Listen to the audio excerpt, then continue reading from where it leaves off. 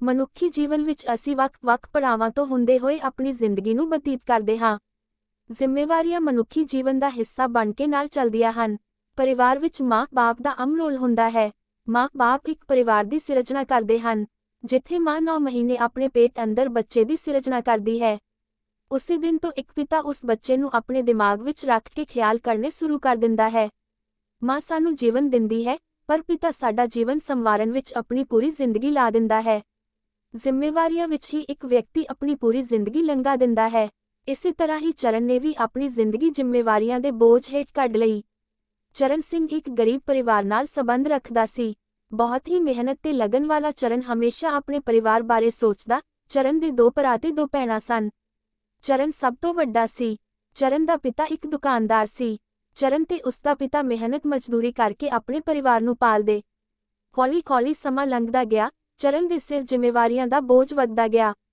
ਹੁਣ ਚਰਨ ਜਵਾਨ ਹੋ ਚੁੱਕਾ ਸੀ। ਚਰਨ ਦੀ ਵੱਧਦੀ ਉਮਰ ਦੇਖ ਉਸਦੇ ਪਰਿਵਾਰ ਵਾਲੇ ਚਰਨ ਲਈ ਕੁੜੀ ਦੀ ਭਾਲ ਕਰਨ ਲੱਗੇ। ਇੱਕ ਦਿਨ ਚਰਨ ਨੂੰ ਕੁੜੀ ਵਾਲੇ ਦੇਖਣ ਆਏ ਤੇ ਚਰਨ ਦੇ ਹੱਥ ਰੁਪਿਆ ਫੜਾ ਗਏ। ਪੁਰਾਣੇ ਸਮਿਆਂ ਵਿੱਚ ਲੋਕ ਬਹੁਤ ਚੰਗੇ ਹੁੰਦੇ ਸਨ। ਲੋਕਾਂ ਦੀ ਜ਼ੁਬਾਨ ਹੀ ਇੱਟ ਤੇ ਲਕੀਰ ਹੁੰਦੀ ਸੀ। ਆਖੇ ਜਿਸ ਘਰ ਬੈਠ ਕੇ ਚਾਹ ਪਾਣੀ ਪੀ ਲਿਆ, ਕੁੜੀ ਦਾ ਰਿਸ਼ਤਾ ਉੱਥੇ ਕਰਨਾ ਹੀ ਆ। ਪਰ ਅੱਜ-ਕੱਲ੍ਹ ਲੋਕ ਕੁੜੀਆਂ ਦੇਖ ਕੇ ਛੱਡ ਜਾਂਦੇ ਨੇ, ਉਹਨਾਂ ਦੀ ਸਿਹਤ ਤੇ ਕੋਈ ਅਸਰ ਨਹੀਂ ਹੁੰਦਾ। ਚਰਨ ਹੱਥ ਰੁਪਿਆ ਫੜਾ ਉਸਦੇ ਸਹੁਰੇ ਰੋਕਾ ਕਰ ਗਏ। ਸਮਾਂ ਲੰਘਦਾ ਗਿਆ। ਚਰਨ ਕੁਝ ਵਧੀਆ ਕੰਮ ਕਰਨ ਲੱਗ ਪਿਆ। ਸਾਲ ਬਾਅਦ ਵਿਚੋਲਾ ਸਾਹਿਬ ਚਿੱਠੀ ਲੈ ਕੇ ਆਇਆ। ਆਖੇ ਆਉਂਦੇ ਨਰਾਤਿਆਂ ਦਾ ਵਿਆਹ ਕਰਨਾ ਹੈ। ਦੋਵਾਂ ਪਰਿਵਾਰਾਂ ਦੀ ਸਹਿਮਤੀ ਨਾਲ ਵਿਆਹ ਦਾ ਦਿਨ ਪੱਕਾ ਹੋ ਗਿਆ। ਅਖੀਰ 1 ਸਾਲ ਪਿੱਛੋਂ ਚਰਨ ਦਾ ਵਿਆਹ ਪਾਲੋ ਨਾਲ ਹੋ ਗਿਆ। ਚਰਨ ਦੇ ਵਿਹੜੇ ਵਿੱਚ ਤੁਰੀ ਫਿਰਦੀ ਨਵੀਂ ਵਿਆਹੀ ਘਰ ਨੂੰ 4 ਚੰਨ ਲਾ ਰਹੀ ਸੀ।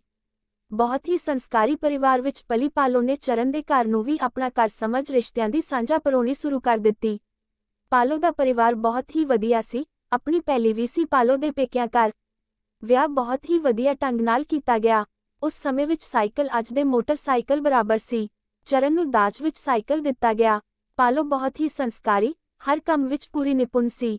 ਸਿਲਾਈ, ਕਢਾਈ ਤੇ ਘਰ ਦੇ ਕੰਮ ਸਭ ਜਾਣਦੀ ਸੀ। ਪਾਲੋ ਹਮੇਸ਼ਾ ਆਪਣੇ ਪਰਿਵਾਰ ਨੂੰ ਇੱਕ ਕੜੀ ਵਿੱਚ ਪਰੋ ਕੇ ਰੱਖਣਾ ਚਾਹੁੰਦੀ ਸੀ। ਦਿਨ ਲੰਘਦੇ ਗਏ। ਘਰ ਦੀ ਗਰੀਬੀ ਦਾ ਬੋਝ ਚਰਨ ਸਿਰ ਪੈ ਗਿਆ।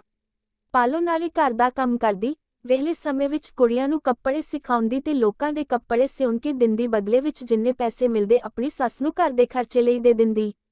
ਦਿਨੋਂ ਦਿਨ ਪਰਿਵਾਰ ਦੀਆਂ ਜ਼ਰੂਰਤਾਂ ਵੱਧਦੀਆਂ ਗਈਆਂ। ਚਰਨ ਤੋਂ ਛੋਟਾ ਭਰਾ ਪਾਣੀ ਸਪਲਾਈ ਵਿਭਾਗ ਵਿੱਚ ਕੋਰਸ ਕਰਨ ਲੱਗਾ। ਉਸਦੀ ਪੜ੍ਹਾਈ ਤੇ ਵੀ ਬਹੁਤ ਖਰਚਾ ਆਉਂਦਾ ਸੀ ਤੇ 2 ਭੈਣਾਂ ਦਾ ਵਿਆਹ ਵੀ ਕਰਨਾ ਸੀ। ਅਖੀਰ ਆਪਣੀ ਜ਼ਿੰਮੇਵਾਰੀ ਨੂੰ ਸਮਝਦਾ ਹੋਇਆ ਚਰਨ ਘਰ ਦੀ ਗਰੀਬੀ ਨੂੰ ਦੂਰ ਕਰਨ ਲਈ ਵਿਦੇਸ਼ ਚਲਾ ਗਿਆ। ਉਸ ਤੋਂ ਬਾਅਦ ਪਾਲੋ ਸਾਰੇ ਘਰ ਦਾ ਕੰਮ ਕਰਦੀ, ਪਰ ਉਸਦੀ ਕਦਰ ਕੋਈ ਨਾ ਜਾਣਦਾ। ਉਲਟਾ ਚਰਨ ਨੂੰ ਚਿੱਠੀ ਪਾ ਪਾਲੋ ਦੇ ਵਿਰੁੱਧ ਕਰਦੇ। ਚਰਨ ਦੇ ਵਿਦੇਸ਼ ਜਾਣ ਤੋਂ ਕੁਝ ਮਹੀਨੇ ਬਾਅਦ ਪਾਲੋ ਦੀ ਕੁੱਖੋਂ ਇੱਕ ਧੀ ਨੇ ਜਨਮ ਲਿਆ। ਸਾਰੇ ਪਾਲੋ ਨੂੰ ਮੈਨੇ ਮਾਰਦੇ, ਪਹਿਲਾ ਜੀ ਜੰਮਿਆ ਉਹ ਵੀ ਪੱਥਰ। ਪਰਮੋ ਪਾਲੋ ਦੀ ਸੱਸ ਜੰਮ ਕੇ ਸੁੱਟ ਦਿੱਤੀ ਕੁਸ਼ਲਨੀ ਨੇ ਧੀ, ਨਾ ਮੈਨੂੰ ਤਾਂ ਪੋਤਾ ਚਾਹੀਦਾ। ਤੂੰ ਪੱਥਰ ਜੰਮਿਆ ਤਾਂ ਰੱਖ, ਚਾਹੇ ਸੁੱਟ ਸਾਡੇ ਮੱਥੇ ਨਾ ਲੱਗੀ। ਪਾਲੋ ਨੂੰ ਦਿਨ ਰਾਤ ਤੰਗ ਕਰਦੀ। ਪਾਲੋ ਦੀ ਜ਼ਿੰਦਗੀ ਨਰਕ ਬਣੀ ਜਾਪਦੀ ਸੀ। ਪਰ ਪਾਲੋ ਆਪਣੀ ਧੀ ਨਾਲ ਮਨ ਪਰਚਾਵਾ ਕਰ ਲੈਂਦੀ। ਪਤੀ ਵੀ ਬਿਗਾਨੇ ਦੇਸ਼ ਸੀ ਤੇ ਪਾਲੋ ਅਨਪੜ੍ਹ ਸੀ, ਕੋਈ ਚਿੱਠੀ ਪੱਤਰ ਲਿਖਣਾ ਨਹੀਂ ਜਾਣਦੀ ਸੀ। ਇਸ ਤਰ੍ਹਾਂ ਪਾਲੋ ਆਪਣੇ ਦਿਲ ਦੀ ਗੱਲ ਕਿਸੇ ਨਾਲ ਸਾਂਝੀ ਨਾ ਕਰਦੀ, ਬਸ ਆਪਣੀ ਅਣਬੋਲ ਬੱਚੀ ਨੂੰ ਆਪਣੇ ਦਿਲ ਦਾ ਦਰਦ ਸੁਣਾ ਦਿੰਦੀ। ਕੁਝ ਮਹੀਨੇ ਬਾਅਦ ਪਾਲੋ ਦੀ ਧੀ ਬਿਮਾਰ ਹੋ ਗਈ। ਸੱਸ ਨੂੰ ਆਪਣੀ ਧੀ ਦਾ ਇਲਾਜ ਕਰਵਾਉਣ ਲਈ ਕਿਹਾ, ਪਰ ਪਰਮੋ ਤਾਂ ਪਹਿਲਾਂ ਹੀ ਚਾਹੁੰਦੀ ਸੀ ਕਿ ਉਸਦੀ ਧੀ ਮਰ ਜਾਵੇ। ਪਾਲੋ, ਬੀਬੀ ਕੱਲ ਰਾਤ ਦੀ ਕਾਕੀ ਬਿਮਾਰ ਹੈ। ਪਰਮੋ, ਮੈਂ ਕੀ ਕਰਾਂ? ਸੁੱਟ ਦੇ ਕਿਸੇ ਖੂਹ ਖਾਤੇ ਵਿੱਚ। ਪਾਲੋ, ਹਾੜੇ ਨਾ ਬੀਬੀ, ਐ ਨਾ ਬੋਲ, ਇਸ ਅਣਬੋਲ ਦਾ ਕੀ ਕਸੂਰ ਆ? ਇਹ ਤਾਂ ਰੱਬ ਦਾ ਭੇਜਿਆ ਜਿਹਾ। ਪਰਮੋ, ਲੈ ਜਾ ਇਹਨੂੰ, ਮੇਰੀਆਂ ਅੱਖਾਂ ਤੋਂ ਦੂਰ ਹੈ ਨਹੀਂ ਮੇਰੇ ਕੋਲ ਪੈਸੇ ਇਹਦਾ ਇਲਾਜ ਕਰਵਾਉਣ ਲਈ। ਪਾਲੋ ਆਪਣੇ ਕਮਰੇ ਵਿੱਚ ਆ ਧੀ ਨੂੰ ਹਿੱਕ ਨਾਲ ਲਾ ਰੋਣ ਲੱਗ ਪਈ। ਪਾਲੋ ਘਰ ਵਿੱਚ ਹੀ ਆਪਣੀ ਧੀ ਦਾ ਖਿਆਲ ਰੱਖਦੀ, ਨਾ ਉਹ ਆਪਣੇ ਮਾਂ-ਬਾਪ ਨੂੰ ਕਿਸੇ ਹੱਥ ਸੁਨੇਹਾ ਭੇਜ ਸਕਦੀ ਸੀ। ਧੀ ਦੀ ਦਵਾ ਦਾਰੂ ਨਾ ਹੋਣ ਕਰਕੇ ਕਿਸੇ ਬਿਮਾਰੀ ਕਾਰਨ ਪਾਲੋ ਦੀ ਧੀ ਦੀ ਮੌਤ ਹੋ ਗਈ। ਉਸਦੀ ਮੌਤ ਦਾ ਜ਼ਿੰਮੇਵਾਰ ਚਰਨ ਦੇ ਮਾਤਾ-ਪਿਤਾ ਨੇ ਪਾਲੋ ਦੇ ਪੇਕਿਆਂ ਨੂੰ ਦੱਸਿਆ। ਇਸ ਤਰ੍ਹਾਂ ਚਰਨ ਨੂੰ ਪਾਲੋ ਦੇ ਖਿਲਾਫ ਕਰਦੇ ਰਹੇ।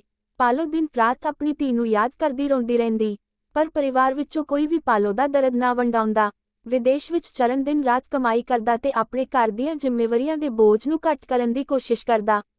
ਹੁਣ ਚਰਨ ਨੂੰ ਵਿਦੇਸ਼ ਗਏ ਨੂੰ 3 ਸਾਲ ਹੋ ਗਏ ਸਨ। ਇਹਨਾਂ 3 ਸਾਲਾਂ ਵਿੱਚ ਪਾਲੋ ਦੀ ਹਾਲਤ ਬਹੁਤ ਹੀ ਤਰਸਯੋਗ ਹੋ ਗਈ ਸੀ। ਦਿਨ ਰਾਤ ਪਾਲੋ ਘਰ ਦੇ ਕੰਮ ਕਰਦੀ ਤੇ ਨਾਲੇ ਸੱਸ ਸਹੁਰੇ ਦੇ ਤਾਨੇ ਮਿਹਣੇ ਸੁਣਦੀ। 3 ਸਾਲ ਬਾਅਦ ਚਰਨ ਵਿਦੇਸ਼ ਵਿੱਚੋਂ ਵਾਪਸ ਆਇਆ। ਆਉਂਦੇ ਸਾਰ ਹੀ ਚਰਨ ਨੇ ਘਰ ਦੀ ਉਸਾਰੀ ਸ਼ੁਰੂ ਕਰ ਦਿੱਤੀ। ਉਹ ਚਾਹੁੰਦਾ ਸੀ ਕਿ ਆਪਣੇ ਪਰਿਵਾਰ ਨੂੰ ਵਧੀਆ ਜ਼ਿੰਦਗੀ ਦੇਵੇ। ਪਿੰਡ ਵਿੱਚ ਗੱਲਾਂ ਹੋਣ ਲੱਗੀਆਂ, ਆਖੇ ਚਰਨ ਬਾਹਰੋਂ ਆਇਆ ਪਤਾ ਨਹੀਂ ਕਿੰਨੇ ਪੈਸੇ ਕਮਾ ਕੇ, ਜੋ ਹੁਣ ਉਹ ਪੱਕਾ ਘਰ ਬਣਾਉਣ ਲੱਗਿਆ ਹੋਇਆ ਏ। ਕੁਝ ਹੀ ਸਮੇਂ ਵਿੱਚ ਚਰਨ ਨੇ ਬਹੁਤ ਵਧੀਆ ਘਰ ਬਣਾ ਲਿਆ।